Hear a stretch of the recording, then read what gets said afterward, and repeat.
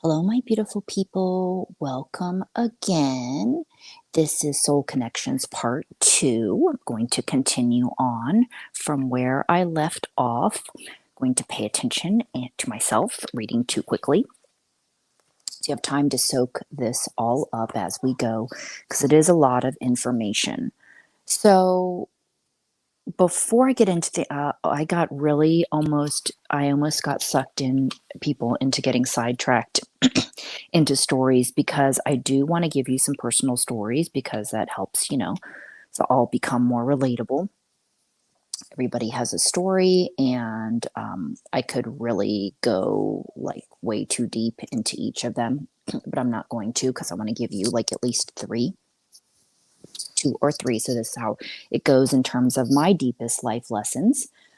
So that's going to be coming up in a minute. Okay, before we go into the next part, this is, sorry, it's a lot of words to kind of do my little talking coaching thing here. Okay, so soul connections, this whole talk. Okay, the focus, back to me talking about what's the point of all of this in life, of everything that I've learned and everything that I'm sharing with you and everything, helping me, myself, understand, the world around me, as well as myself, okay, studying human behavior, all these different things.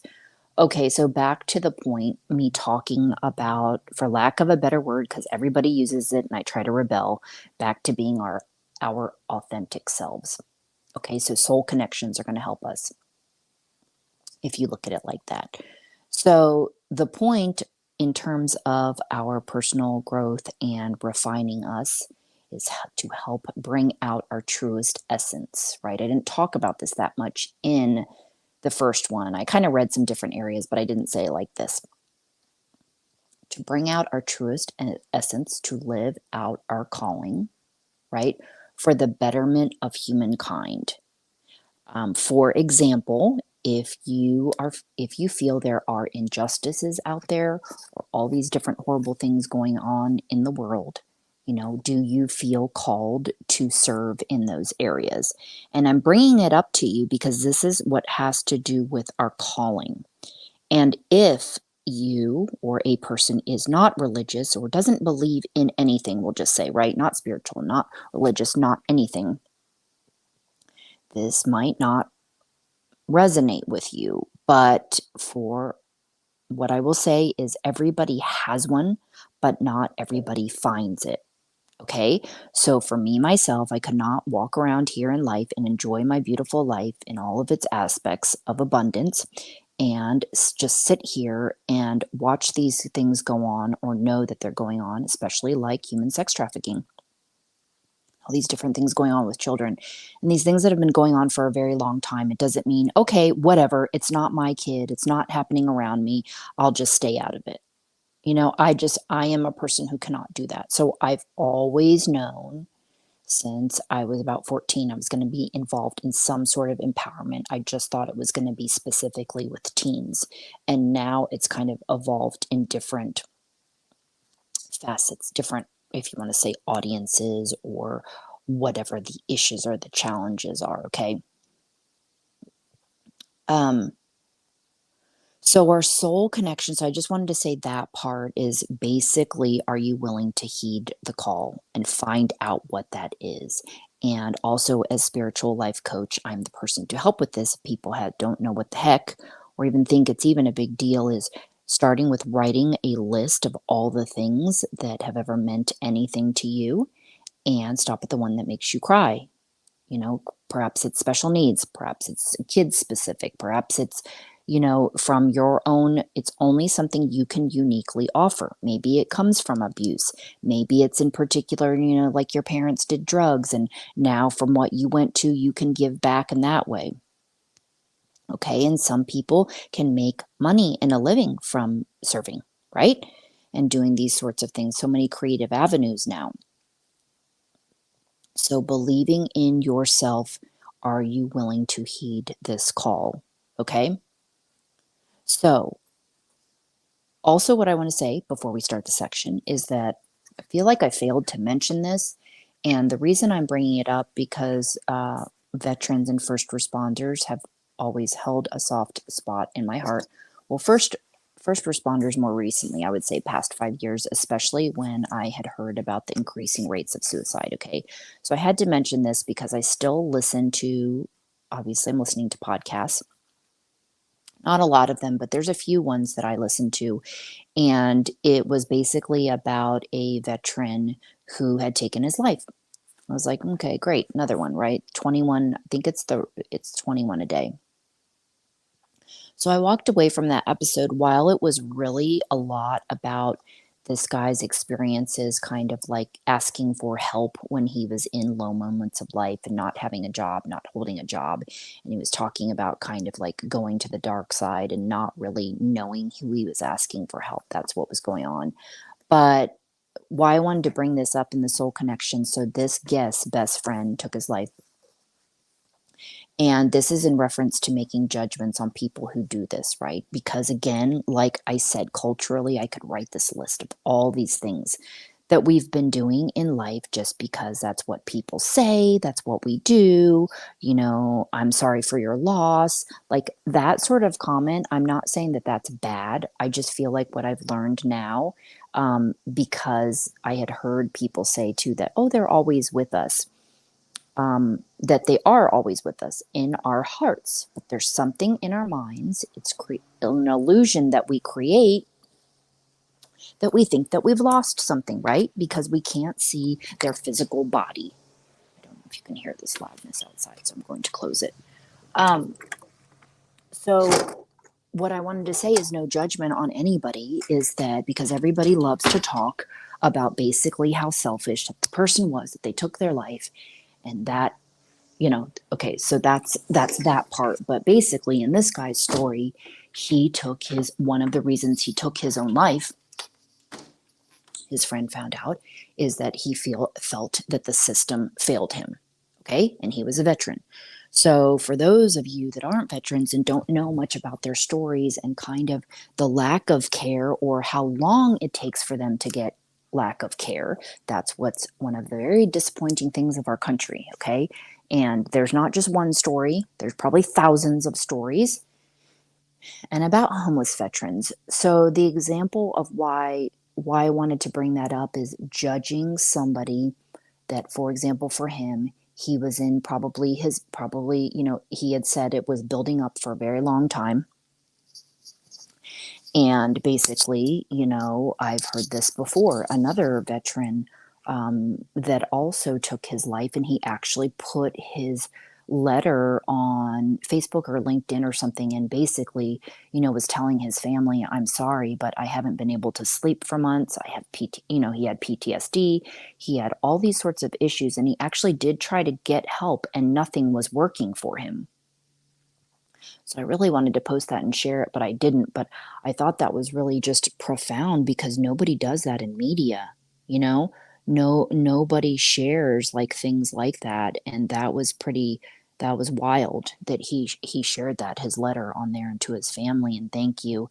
And I just can't deal with this anymore. So, I think we'll have a better understanding and empathy for others when we hear these sorts of stories, because a lot of people that take their lives, we don't always know why they do it, right? There is no letter. I do believe in contacting the other side. So I believe there are ways to find out, and you can see for your own truth if that's the person or not coming through. But having empathy for people's situations and not just being like they are so selfish that they did that and this and that, and again, talking like, I really feel like it's like talking a bunch of shit when and I'm not saying that like anybody's at fault, other than we're just doing what we know. And so I say we as a culture, because there are different things we do that we have done, and we can change to be different, right? Any day. Just listening to this and things I've talked about, maybe that's helping all of us just think outside of ourselves and look at like, well, what am I repeating? Like, I'm repeating what everybody else says, just like that damn authentic word. like I said, I don't like try to rebel sometimes, but then sometimes I'm like, it's so overused and so cliche, even when it's appropriate. But it really is being authentic and true to yourself. Okay, part two, we will begin here.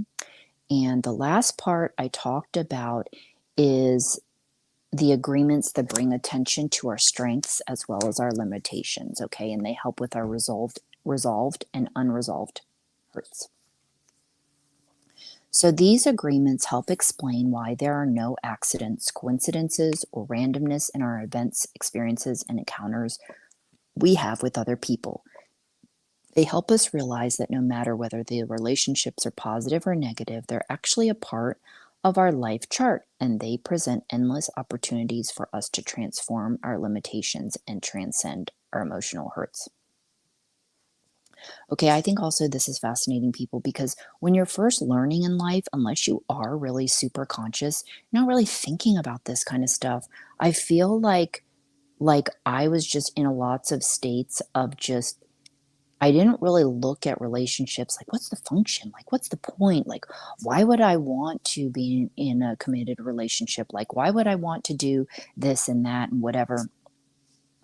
Actually, I always wanted to find somebody who loved me as much as I love them, and I have. But at the same time, I didn't really like look at it like that. You know, I didn't, as far as envisioning my future of all these different people like coming in and out of my life. I think I didn't really think anything about it as much as I thought.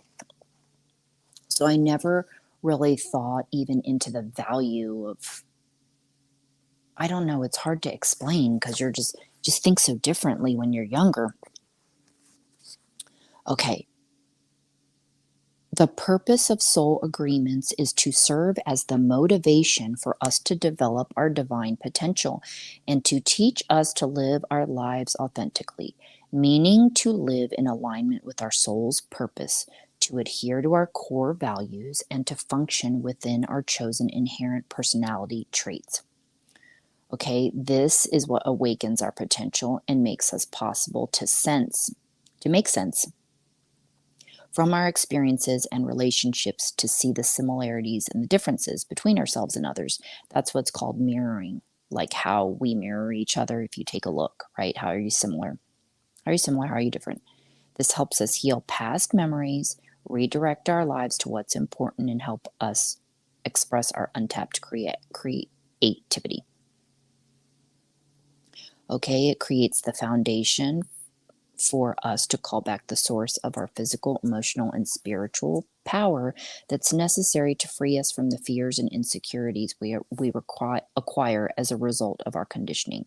Again, I have to insert in here, okay, if you asked me, okay, if we go back and look at authoritarian rule, which I've talked about before, that rule is a lot of the reasons why we don't stand up and rise above, right?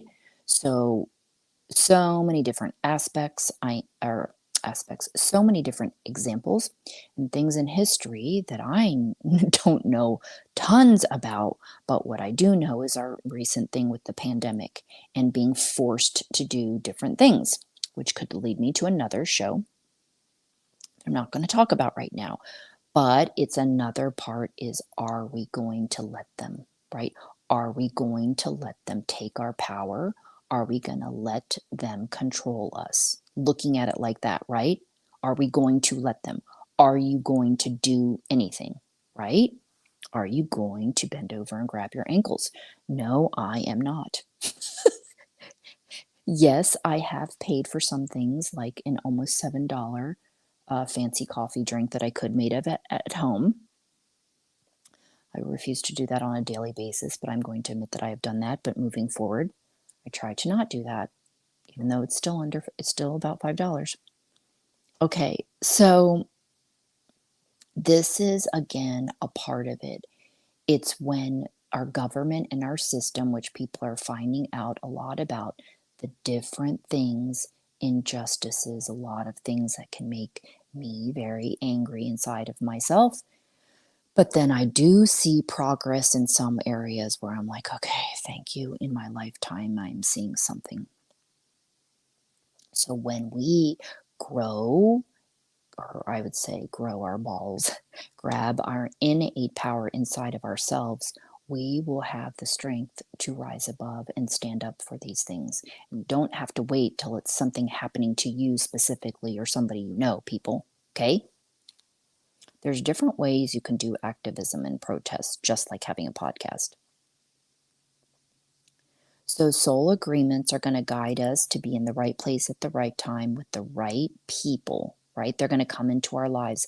And that's how, when you find your calling and find the goodness of everything you can give back, that you uniquely can give back, the soul companions are going to start coming in. So you're going to see it's freaking rad. You will just see the lining up, and then other people will maybe disappear, because you're not in alignment anymore. Okay? It's okay, like they've said, just because you know each other your whole life, your family knows each other, doesn't mean you're bound by that. Also, same thing too, I would say, about family members. We think because they are blood, like we have some sort of obligation or something, right? Keep letting them borrow money, whatever it is. But sometimes it takes a very long time to, would you say, release those people, have the guts basically to stand up, right? To be assertive and to do it compassionately, which is something I've learned. Okay. On and on and on. You want to talk about a lot of words. There's a lot of words in here. Okay. The agreements serve as spiritual guarantees that all of the physical needs and emotional needs will be available in order for us to fill the lessons of our chart. This is good. On a physical level, this means we'll have the safety, security, finances, housing, jobs, relationships, accidents, and even illnesses we need. On an emotional level, it means that we'll be selfless and have all the patience, tolerance, grace, inspiration, love, compassion, peace, joy, hope, and faith we need. These agreements also help us heal the mental, emotional, and spiritual karmic memories we've accumulated over the course of our lives, and they help us develop new communication and interactive skills so we can engage with the people in our lives differently. And this helps us trust ourselves and trust whatever happens is meant to happen in the divine order and timing. I'm going to say again, people, even if you do not believe in God or a source or anything, go check out for yourself when certain things come up and you thought, oh, that was a coincidence, like just the things you can play with after knowing that, okay? Using the power of your mind, asking for someone's help in some area of life you want to grow yourself, many different ways, even if you want to know more about all of this, okay? So divine order, words said in the exact way that you need to hear them at the perfect divine timing. So every soul agreement is going to contain a purpose and meaning, and these are going to help us if we want to, okay? And love and friendship and the power of all of that, I could go on and on, because that is my truth and that is what I believe. Okay, then she starts talking about all the purposes of the different, they're called 7 universal laws. I'm not going to go into that. Okay, last part before I'm going to get into the examples. So, I think, okay.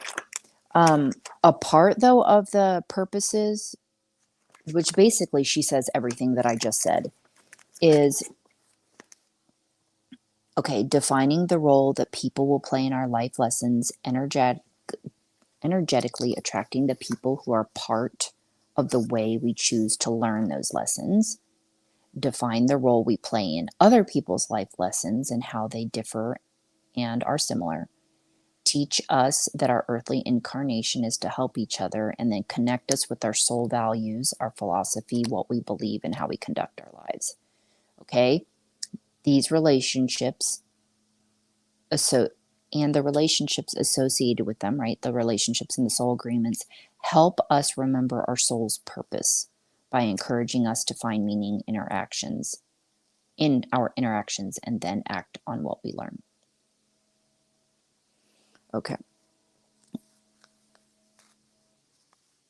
if we're not living in accordance, though, with our soul agreement, and there's no respect or trust or the desire to continue to help each other, the relationship's going to deteriorate.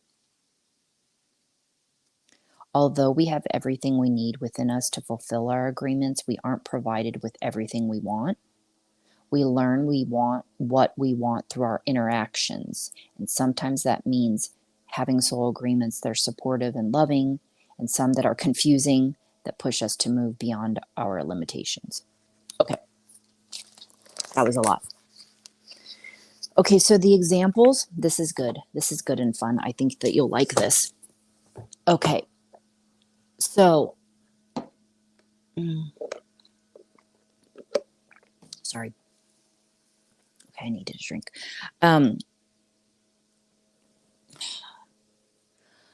There's really kind of more than 3 people, but I'm going to start with, okay. If you want to know the deeps and the depths of the story, and these are all related to my particular journey in worth, self-worth at the very core, which is for a lot of us, I would say if all of us were just learning different types of lessons within our worth, right? And are you going to do something or not regarding this area of your life? But mine is personal empowerment, right? Going from an introvert to more of an extrovert, which I can choose. Definitely still respect and love my solitude and quiet time. Okay. And there's still lots of parts of me that is that teenager punk rock. I don't want to say snob, but like those parts of me that are still there. And back then, for the hatred for how we are not helped, the government, just different things like I've talked about before, injustices, right? Okay, so you can go listen to my show. This is regarding, so the 2 girls growing up, hypnotized by Muti. This is how I know and call it to be that I was hypnotized because this affected my worth. Okay, so I think, yes, okay, the playlist is called Nora the Beginning. If you want to hear all about that there and their influence on me or over me, and not to say that they were trying and not to say that they were narcissists, but I talk about my journey through that. And that is a huge part of what affected me growing up. My also my place, I don't know to say my place and purpose in the world, because again, everything is based on looks. You know, American culture, a lot of other cultures, right? That's what it's all about. Who cares about your inner character? Okay, so those soul connections were a huge part of my path. Number 2, a coworker. I want to say this went on, people, for like 9 years. I thought the other one was long. If we say those 2 girls from, I want to say from like 14, the other one, more of my BF, was like almost to age 30. Okay, so this was like 9 years, a coworker who I feel like I was denying myself the reality of basically like the comparing of myself to her, and working together. Like, the beauty industry already can be very vain. I think sometimes in aesthetics, like the aesthetics girls were different than like the hairstylists, which I'm um, was going to go into doing that. I'm kind of glad I didn't. But the comparing and walking away from that, like I feel like it just made myself feel so bad, and questioning and just everything, like knowing I was really good at my job, but like associating with the whole the number of clients that you have like makes you feel like you're successful and valuable and all that stuff, which in a lot of ways is just so dumb, because in our industry you can make a lot of money just working. When I say a lot of money, you can make several hundreds of dollars, thousands of dollars a day, um, only doing, I mean, under 5 people, depending on what you're charging. If you're charging like 120 or something, per facial, as you can imagine, as a renter. So I did talk about that in another show, and if I remember to put it here in the description, I will. But I think it was something about it's comparing, like, but I don't know what playlist. Sorry. Okay. Third person, another impactful is my very impactful and profound is my sensei, Krav Maga instructor, who came along when I was about 35 after I had my encounter with my family member who got in my face. And it really wasn't that terrible of a situation, but it was more terrible for me and changed my life forever because it was my first panic attack. Tried to run away. My go to has always been to run away from things, be quiet, don't say anything, repress, and we are not friends anymore. It's not to say maybe we're not friends, we don't talk anymore, right? But it ends up you feel like you're not friends anymore because you're not talking anymore. So that person plays a very, very important role in my life journey because I had founded Krav Maga. For those of you who haven't heard it, Israeli self-defense at about age 35. And I had always wanted to learn how to defend myself. I didn't know how. Helpless, helpless feeling, scared of guns, very sheltered from Pennsylvania. And what interesting thing, though, happened in my love for it, and I thought I'd actually end up instructing more, is that I've done, some teenage workshops and I've done things here and there at my different shelters and women's empowerment center here in Sacramento.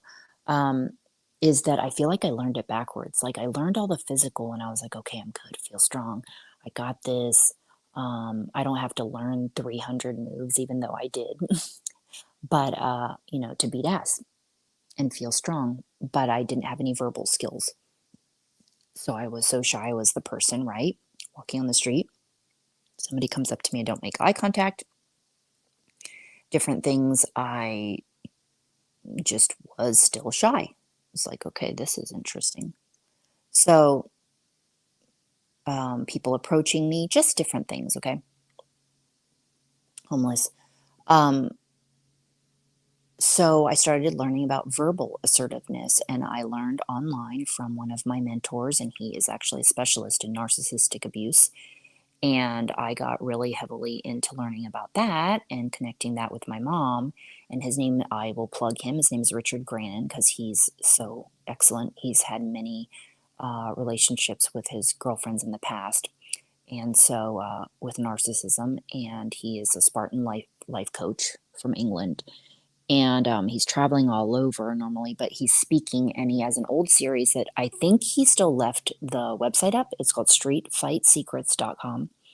It's kick-ass. You can also find some stuff on YouTube. He teaches you a lot of things that you just feel like such a clown. Like you just feel so silly. Like, am I really like role playing with myself here? Like pretending to walk around in a cape and just like talk, to yourself. And he used to be a bouncer and also self-defense instructor. So he has tons of experience basically in how to assert himself, right? Verbally, to actually speak up. While I don't think he did any of that with his old ladies. So he was another huge factor in my journey, taught me so much that you can also, again, go listen to some of the other shows on boundary setting. You can look him up, and just has taught me so many kick-ass things that made me feel good to stand up to myself. I'm sorry, stand up for myself and just be like, and somebody approaching you, no, thank you, I don't need anything. Like where I just would not do that before, just too shy, you know? No, I don't need anything. That's close enough. And just other things I ended up learning when I started learning about assertiveness and how to take action. And I'm not saying that I am an authority and would be a first responder and a great cop or anything or a great bouncer, but just learning things to say, like, I need you to take a walk. Like, I love that. Like, that's something I would say to my daughter. And becoming a parent and being able to learn about democratic disciplining and be able to to say things like that, right? I need you to take a walk. I need you to stop. It's learning things like how to say, like, walk instead of don't run. So that was a very crucial time in my life, age 35, and now I've been training off and on different styles for 10 years back to my boxing. And so Krav Maga in its rawest sense is the real self-defense, because you are learning the, groin kicks, elbows, different things like that, while they have a lot of other fancy styles. So as far as the soul connections there, I don't know to say, okay, so after it changed my world, these three situations, or I would say the different, I can tell you the before and after mindsets of just that I became a totally different person. My coworker, I don't know to say that I became a different person. I feel like almost like I was stuck in like the bitterness, like I was so like this industry isn't for me. Like I love the facials and the healing aspects of all of it, but like the other side just made me just again like this is just a popularity contest. And while things have evolved and they're doing all of these holistic types of treatments and offering crystals and Eastern medicine and all these healing things from the earth, and especially in Sacramento here, like I just feel like it ruined parts of me as much as I love it. And I was known for my face massage. Um, so the Krav Maga thing, to end on that, uh, that because I became such a different person after that, like that was a huge deal. So those three examples of the self-worth there. And then I have to throw this in here because this really again has to do with my worth thing and the physical image thing, which for so long bugged me, right? Like if I don't look this certain way and have this body and whatever, like nobody wants me, right? It's going back to the worth thing. But as I grew my inner character and all the things I talk about with you, this is a huge deal. And realizing my inner character is more important. And yeah, okay, I look pretty sometimes. Like, that's nice, whatever, to get a compliment. Like, even when I meet people, I'm just, or I see these girls or whoever it is, male or female, like, oh, they're attractive. I wonder what they're like. Like, I make jokes about the first responders. I wonder if they can boil an egg or like push a broom or parallel park. Like just these certain things you like are attracted to physically about somebody until you get to know more about them. It's funny as shit. Okay, so the last person I wanted to bring up is this is also another important person because so I had this idea growing up, of course. How do you pronounce it? Neanderthal? Even though there's an H in there, Neanderthal? Of this guy image that like would never like me, like, and just meaning like me as in attraction. And so healing after I'd already liked myself, I had already grown myself a lot, and it was cool to see and get the acknowledgement of an admirer, like out loud, that they were attracted to me. And that's all that it was, right? It's like, oh, okay, that's cool. That was this sort of physique with the shaved head and Neanderthal, like large looking person, big person. And, that protector sort of thing. So that's all that it was. But what I realized that how I had grown up is that maybe back in the day, I would have been more, oh, what's the word? Is the word whipped or vulnerable or something, to be like, oh, he likes me. Like, oh, I must be worth something. Because that's what I used to think, right? Oh, like, because I was so just thinking I wasn't white enough. Remember? Not white enough, body not adequate enough, and all these sorts of things. Like, oh, I must be worth something. And it was kind of a relief to notice inside of myself, like, hey, wow, like, okay, that's nice. Who cares? Move on, and not being sucked into that attention and then what it was doing for me. It's almost like you really just don't care as much. And it's hard to explain to other people until you learn. Because unless you start paying attention to your behavior and what you do with those types of reactions from others, just like, people that lose weight and all of a sudden they get all this attention, or whatever it is that changes them, right? To get sucked in to enjoying all of that. And I haven't. So it's still more of the allowing of myself to let myself be feminine, be pretty, and all those sorts of things that are very not punk rock. You didn't really see that too often back then, just as a crowd in a scene, it was just like all of our uniqueness and colored hair and piercings and things like that. It was almost going opposite, like I'm gonna rebel, and not to say make myself ugly as possible, just make myself not look like everybody else out there that's winning, everybody that's getting a boob job and everybody doing this and that, whatever. So not doing that. So in a way, being anti-pretty. Okay, so I have learned a lot on my journey thus far. There's still much more to learn. And I'm going to go ahead and close by saying, going back to understanding our soul connections, paying attention, and really seeing. I know this sounds weird to say, but because again, you may not have learned it yet, but when you're looking for a significant, when you ask yourself, like, what do you want, like, what kind of role do you want the relationship to play in your life? And I hope I worded that right. Is that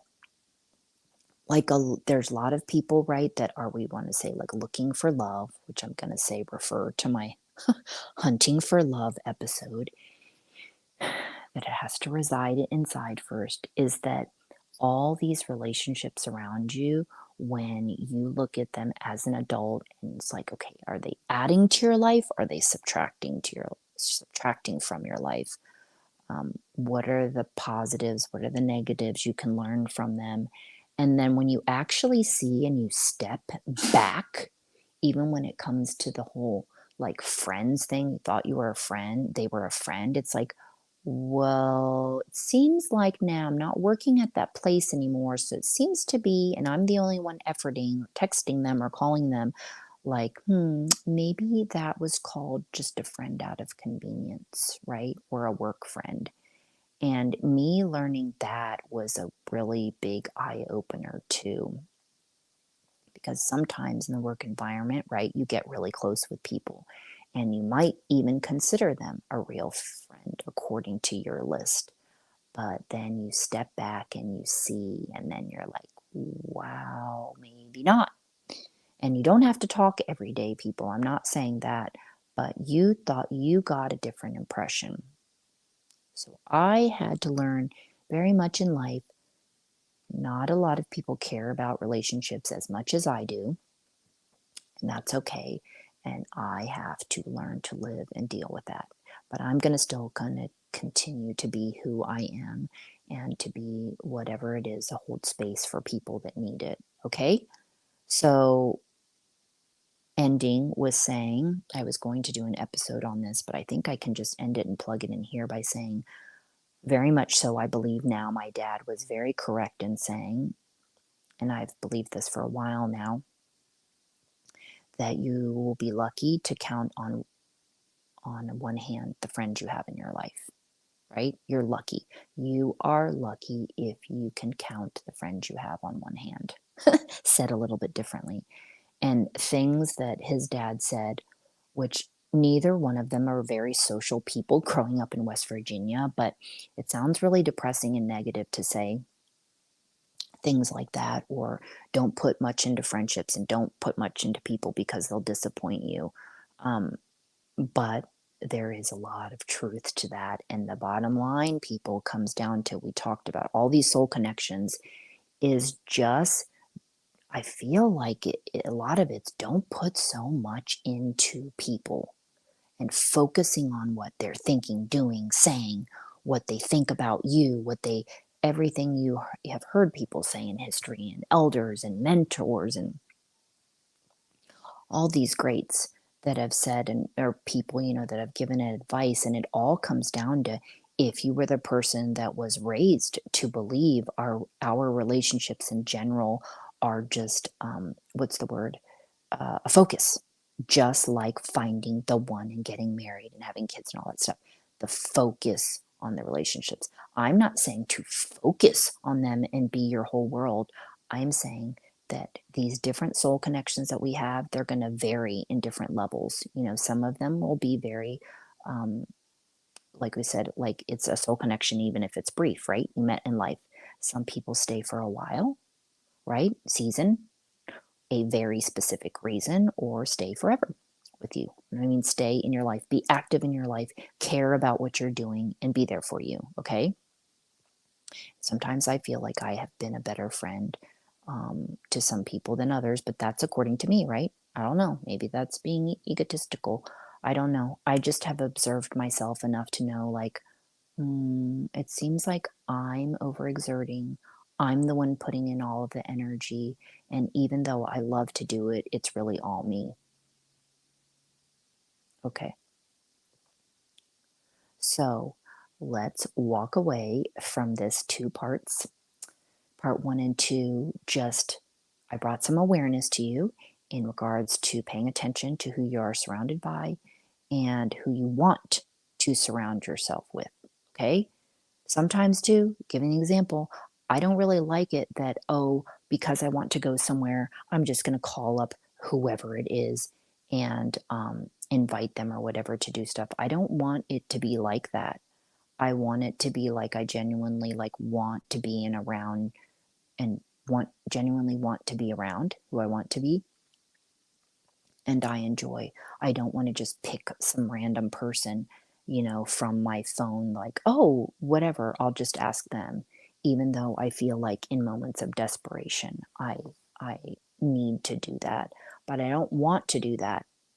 So, yes, I've got a couple on one hand.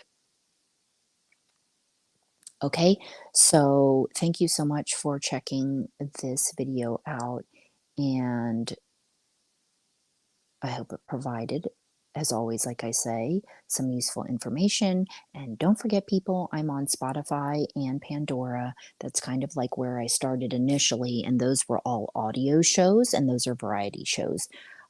Veteran support on there. There's some first responder stuff.